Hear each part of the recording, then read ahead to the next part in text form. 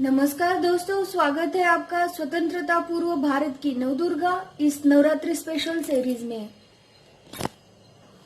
आज हम बात करेंगे देश की पहली महिला शिक्षिका सावित्रीबाई फुले और उनकी सहयोगी शिक्षिका फातिमा शेख जी के बारे में। सावित्रीबाई फुले देश की पहली शिक्षिका, सामाजिक कार्यकर्ता और बालिका विद्यालय की पहली प्रधानाचार्य थी। सावित्रीबाई स्कूल जाती थी तभी लोग उनके ऊपर गंदगी फेंकते थे। उन्हें मराठी की आदि कवयित्री भी कहते हैं। सावित्रीबाई फुले को पूरी दुनिया में सामाजिक सुधार आंदोलन में एक महत्वपूर्ण व्यक्ति माना जाता है।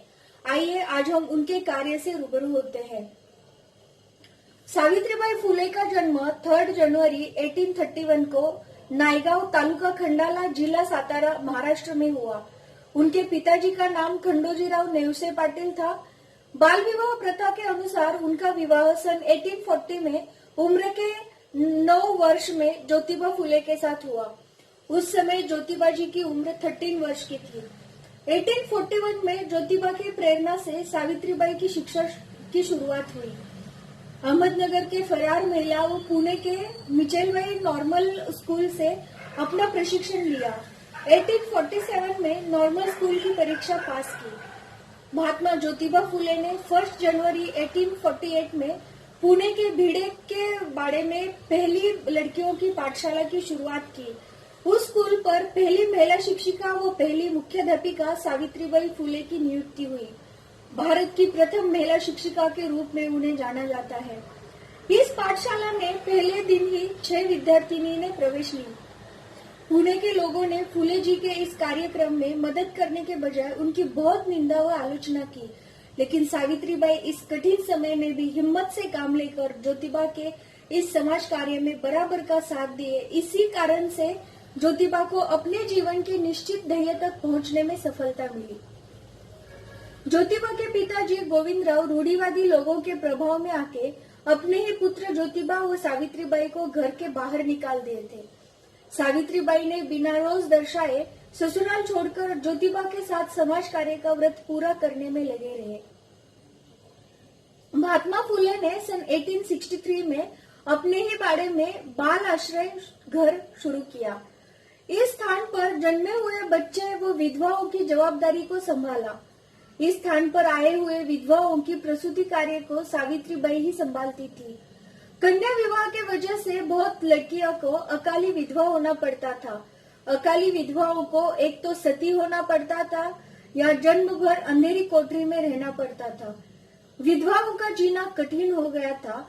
ऐसे विधवा स्त्री के बाल काटकर विद्रूप किया जाता था।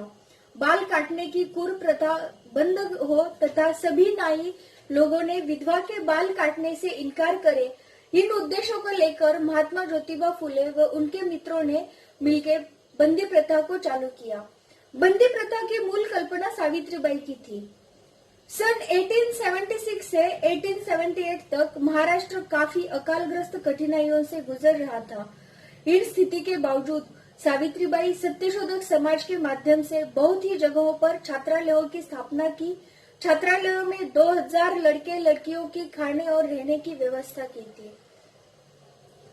जुलाई 1887 में ज्योतिबा फुले पैरालिसिस से ग्रसित हुए। उनका दायां हाथ सुन्न हो गया था। सावित्रीबाई ने ज्योतिबा की दिन रात सेवा करने में पीछे नहीं हटी। महात्मा ज्योतिबा फुले इनका 20 नवंबर 1890 को निधन हो गया। ज्योतिबा फुले को संतान न होने के कारण यशवंत नाम के एक लड़के को दत्तक लिया था। ज्योतिबा के प्रेत यात्रा के समय वारस हक्क अग्निहंडी संबंधी वाद निर्माण होने लगा।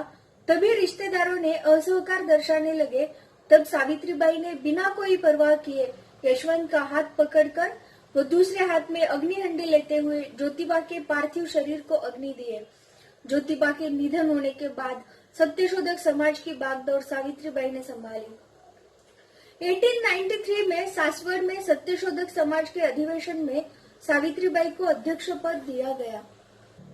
1896 से 1897 इस कालावधि में पुणे और आसपास के परिसरों में अकाल पड़ा था। प्लेग नामक बीमारी का प्रकोप बढ़ा। उस समय सावित्रीबाई का लड़का यशवंत डॉक्टर बन चुका था। डॉक्टर यशवंत के साथ मिलकर प्लेग रोगी की सेवा में एक दवाखाना खोला और प्लेग रोगी की सेवा खुद करने लगे। सावित्रीबाई रोगियों की सेवा करते करते प्लेग के चपेट में आकर उनका उपचार होने के पूर्व ही उनका निधन 10 मार्च 1897 में हुआ।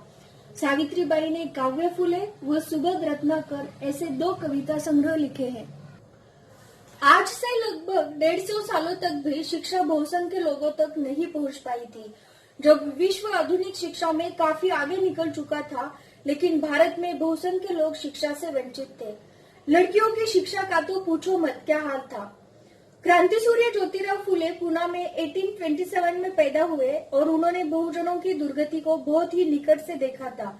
उन्हें पता था कि बहुजनों के इस पतन का कारण शिक्षा की कमी ही है। इसीलिए वो चाहते थे कि बहुसंख्य लोगों के घरों तक शिक्षा का प्रचार प्रसार होना ही चाहिए। विशेषतः वो लड़कियों के शिक्षा के जबरदस्त पक्षधर थे और इसका आरंभ उन्होंने अपने घर से ही किया। उन्होंने सबसे पहले अपनी पत्नी सावित्रीबाई फूले को शिक्षित किया।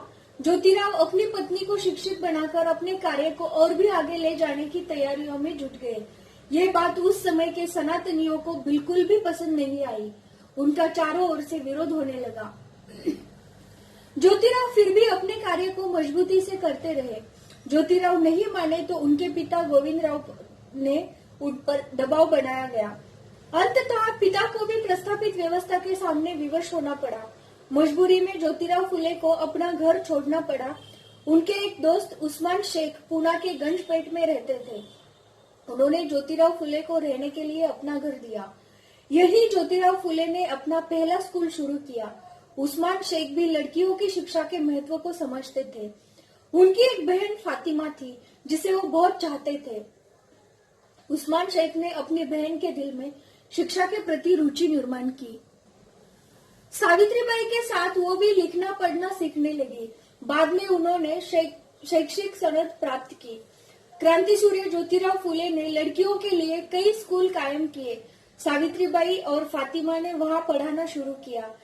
वो जब भी रास्ते से गुजरती तो लोग उनकी हंसी उड़ाते और उन्हें पत्थर मारते। दोनों इस ज्यादती को सहन करती रही, लेकिन उन्होंने अपना काम बंद नहीं किया। फातिमा शेख के जमाने में लड़कियों की शिक्षा में असंख्य रुकावटें थी। ऐसे जमाने में उन्होंने स्वयं शिक्षा प्राप्त की, दूसरों को लिखना पढ़ना सिखाया।